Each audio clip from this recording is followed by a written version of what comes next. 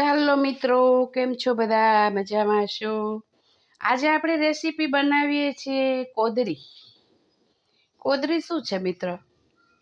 એ જો એકદમ આપણા કણકી જેવા દાણા આવે છે, રવાથી થોડી મોટી. તેમાં આપણે શું નાખવાનું છે? અડધું ટમેટું મોડું નાખવાનું છે, મોટું મોટું કાપીને. અડધી ડુંગળી નાખવાની છે. ડુંગળી ન ખાતા હોય તો સ્કીપ કરજો. પછી નાખવાની છે લીલી મગફળીના 6-7 મગફળી આપણે ફોલી અને પીસ કરી લીધા છે. જો આવા ના હોય તો ચાલે. 2 નાખ્યા છે આપણે મોરા મરચાં, અને વઘારમાં નાખીશું આપણે લીમડી. કોદરી એટલા માટે મિત્રો કે ડાયાબિટીસવાળા માટે બહુ જ ગુણકારી છે. અને બીમાર હોય, તાવ આવ્યો હોય માણસને, અશક્તિ હોય, તો આ તમે 1 ચમચો મીડિયમ ચમચો ખાઈ જાય ને તો માણસની અંદર એટલી તાકાત આવે છે કે બેઠું હોય, અશક્તિ હોય એ ચાલવા માંડે છે. એટલી આ કોદરીની અંદર ગુણકારી છે. અને ડાયાબિટીસવાળા છે એ લોકો રોજ ખીચડી ભાત નથી ખાઈ શકતા, તો એની માટે આ કોદરી અતિ અમૃત ગુણકારી છે. તમે રોજ ખાઓ ભાતની જગ્યાએ, ખીચડીની જગ્યાએ, તો પણ તમે ખાઈ શકો છો. અને હું તમને મસાલાવાળી બનાવીને બતાવું છું, પણ સાદી. અને અડધી હાંડી છે ને, પણ આ 3 હાંડી ભરાશે એટલે આ ફૂલીને મોટી થાય છે મિત્રો. એટલે આને તમે ખાલી ખીચડીની જેમ મીઠું નાખીને બાફીને દૂધ સાથે કે તમે છાશ દહીં સાથે પણ ખાઈ શકો છો. મસાલાવાળી મેં એટલી બનાવી છે કે કોઈને કદાચ મોરી ના ભાવતી હોય, ખાલી મીઠાવાળી ના ભાવતી હોય, તો તમે આ રીતે મસાલાવાળી પણ કરી શકો છો. લીલી મગફળી ન હોય તો સૂકી મગફળી થોડીક વાટીને નાખી શકો છો, અને ના નાખો તો બી ચાલે. આમાં કોઈ ફરજિયાત વસ્તુ નથી મિત્રો. આ ઓનલી આપણે ડાયાબિટીસ માટે છે. અને સાજા માણસ માંદા હોય તો પણ તમે શ્યોર ખાઈ શકો છો મિત્રો. ડેલી ખાવાથી આનાથી તમને તાકાત બહુ આવશે, એનર્જી બહુ આવશે. તમે જે બાટલા ચડાવ્યા હોય ને તમને એનર્જી આવી જાય ને, એટલી એનર્જી આ કોદરીની અંદર આવે છે. તો ચાલો મિત્રો બનાવીએ. કેમ બનાવવાની છે? હવે આપણે મિત્રો છે ને આ કોદરીને વઘારવાની છે. તો મેં તમને આ મસાલા વિશે તો સમજાવી દીધું છે. તો હવે આપણે આની અંદર જરીક નાખશું હિંગ, પછી આપણે વઘારી દેવાનું, બરાબર. પછી હલાવી આપણે.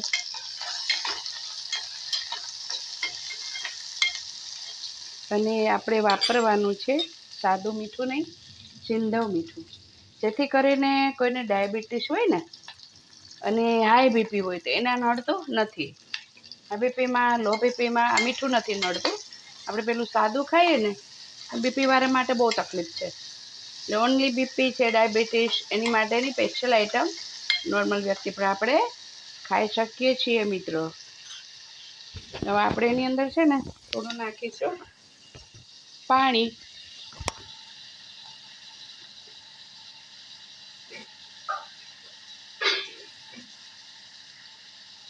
કેટલું નાખવાનું? આપણે કોદરી પાકે ને એટલું જ નાખવાનું છે. તો કોદરીને પાકતા વાર નહીં લાગે મિત્રો. 3 સીટી પાડવાની આપણે. કેટલી? 3, ઓનલી 3. અમે તમને બતાવ્યું તો અડધી નાની માટલી આપણે ફૂલ છે વધારે ભાતની જેવી. ભાત તમે ભરપેટ ના ખાઈ શકો, કેમ કે ડાયાબિટીસની અંદર બધું ખાવ જે તમારે શુગર કન્વર્ટ થઈ જતું હોય ને, આ નહીં થાય. તમે ભરપેટ ખાવ તમે કોદરી, ક્યારેય નહીં નડે. અને તમને ભાત ખીચડી કરતાં પણ વધારે ભાવશે. આની અંદર તમે છોડા વગરની મગની દાળ ભેરવીને આની ખીચડી પણ કરી શકો. ચોખાની જગ્યાએ આપણે કોદરી લેવાની છે. સમજાયું ને મિત્ર? અને હવે આપણે વ્હાઈટ તો એકદમ ન ફાવે કોઈને, તો આપણે શું કરવાનું છે? થોડી હળદર નાખી દેવાની. અને લીમડી મેં છે ને મિત્રો વઘારમાં નહીં નાખી. કેમ? એની અંદર આપણે ડુંગળી છે, ડુંગળી અને લીમડી બંને સાથે એની બંનેની સ્મેલ ખતમ થઈ જાય. ઉપરથી લીમડીની નાખવાની છે. તો આ જેમ સીટી વાગશે ને પછી તમે ખોલશો ને કુકર, એટલે લીમડીની સ્મેલ સુપર આવશે. અને આટલી નાખવાનું પાણી 1 ઇંચ જેટલું, 1 જ ઇંચ, એટલે છૂટી છૂટી સરસ થશે. તમને એમ થાય કે અમારે વધારે આમ ગ્રેવી જેવી ખાવી, તો પાણી વધારે નાખવાનું, નો પ્રોબ્લેમ. હવે આમાં 3 સીટી આપણે પાડવાની. ઓકે મિત્રો, ચાલો બનાવીએ કોદરી. મિત્રો આપણી કોદરી થઈ ગઈ છે રેડી. છૂટી છૂટી કેવી સરસ બની. મેં બનાવી છે સિંગ તેલમાં. તમે કોઈ બી તેલ યુઝ કરી શકો. ઘી પસંદ હોય તો ઘી પણ તમે યુઝ કરી શકો. બાકી તો મેં બધું તમને સમજાવી દીધું છે. ભરપેટ ખાઓ તો એ ડાયાબિટીસવાળા માટે નો પ્રોબ્લેમ. કાંઈ ટેન્શન નહીં, શુગર બનતું નથી. બીજું કે ડિલિવરીમાં આવી ગઈ બેન તો એને જેટલો આટલી કોદરી તમે ખાઈ જાઓ એટલે એક બાટલો ચડાવી હોય ને એટલી શક્તિ આવે. અને મહિનામાં બેન જો ઊભા થવાને 15 દિવસની અંદર ઊભા થઈ જાય અને દોડવા માંડે છે. બીમાર પડેલો માણસનો અશક્તિ હોય તો બાટલા જેટલો ગુણ કરે છે. અને મેં કઈ સિંગ નાખી છે મિત્ર? સૌરાષ્ટ્રની આપણી મોટી. આ આપણે સૌરાષ્ટ્રની કે 1 ઇંચનો એક દાણો હોય, બરાબર. આ તો લીલી માંડવી છે, પણ સૂકી પણ તમે નાખી શકો તો થોડી વાટીને નાખવાની છે. અને બીજું કે આ સિંગ લેવાની આપણે સૌરાષ્ટ્રની. આને શું કહેવાય? માંડવી ન કહેવાય, આને કહેવાય માંડવો. આનો પાક ને બધી રીતે યુઝ કરી શકો, પણ આને ખાઈ ન શકો. આટલી સિંગ ખાઈ જાઓ ને તો પેટમાં બહુ જ દુખે તમને. અને આ સિંગ છે ને મિત્ર, એ આપણું કાઠિયાવાડી અમૃત જ છે.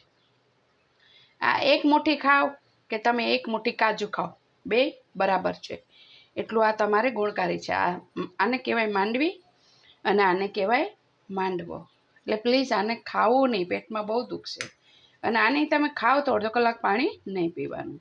એક તો ખાવાના ગુણ કે તમારી સ્કિન એકદમ લાઇટ મારશે, તમારા સાંધા એક બી દુખશે નહીં.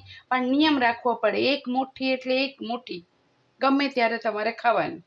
અડધો કલાક પાણી નહીં. જિંદગીની અંદર તમને કોઈ સાંધાનો પ્રોબ્લેમ આવશે નહીં, અમારી ગેરંટી છે તમને, કે હું ખુદ કરું છું. એટલે મને બી કોઈ દિવસ કયો સાંધાનો પ્રોબ્લેમ છે નહીં. એટલે આ તમે ખાસ મિત્ર યુઝ કરજો. પણ માંડવી હોવી જોઈએ, માંડવો નો. ગોળ સિંગ હોય ને એને માંડવો કહેવાય, ને લાંબી સિંગ એટલે માંડવી. પણ આ સૌરાષ્ટ્ર સિવાય કે મિત્ર મળશે નહીં. એટલા માટે એટલે મિત્રો ગમ્યું હો તો લાઈક, શેર, સબસ્ક્રાઈબ મિત્ર જરૂર કરજો. અને સર્વ મિત્રને મારા જય શ્રી કૃષ્ણ. અને એકવાર જરૂર બનાવજો, બહુ ગુણકારી છે.